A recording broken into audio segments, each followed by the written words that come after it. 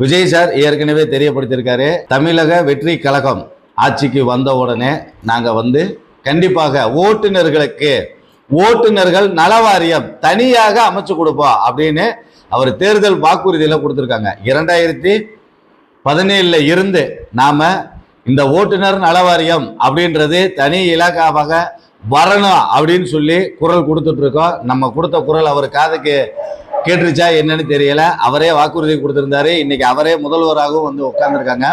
கண்டிப்பா அவருடைய ஆட்சி காலத்திலேயாவது நம்ம ஓட்டுநர்களுக்கு ஒரு விடிவு காலம் பிறக்குமா அப்படின்றத நம்ம கண்டிப்பா முன்னாடி நின்று பார்ப்போம். இதை தாண்டி சிறந்த ஓட்டுநர்களுக்கு பரிசும் 50,000 ரூபாய் பரிசும் அவங்களுக்கான விருதும் கொடுப்போம் அப்படின்றதையும் தேர்தல் வாக்குறுதியில கொடுத்துருக்காங்க. இதுவும் நமக்கு மகிழ்ச்சி தரக்கூடிய விஷயம்.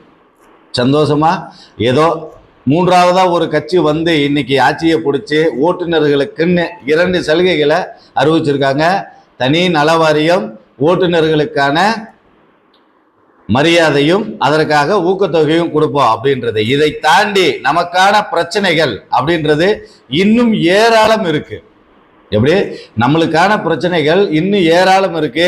இது எல்லாம் அவங்களுடைய கவனத்துக்கு போயிருக்குமா அப்படின்றது நமக்கு தெரியாது. ஆனால் கண்டிப்பாக விஜய் சாரினுடைய கவனத்துக்கு நம்மளுடைய துயரங்களை, தமிழக முதல்வருக்கு நம்மளுடைய கஷ்டங்களை, ஓட்டுநர்களினுடைய நிலைப்பாட்டை, இன்னைக்கு மோட்டார் தொழிலினுடைய நிலைமையும் தெரியும்படியாக ஒவ்வொரு காணொலியாக நம்மளுடைய அவலங்களை தெரியப்படுத்தி நம்ம ஓட்டுநர் இனத்திற்கும் மோட்டார் தொழிலுக்கும் ஒரு பாதுகாப்பான சூழ்நிலையை உருவாக்குறதுக்கான அடுத்த கட்ட முயற்சிகளை நம்ம TN all driver association, national highway drivers union முன்னாடி நின்று நம்ம செய்வோம். நண்பர்களே, தமிழக முதல்வராக வந்துள்ள விஜய் சாருக்கு மீண்டும் ஒரு முறை வணக்கத்தையும் நன்றியும் தெரியப்படுத்துகிறோம். நன்றி நன்றி நன்றி ஒட்டுமொத்த ஓட்டுநர்களின் சார்பாக.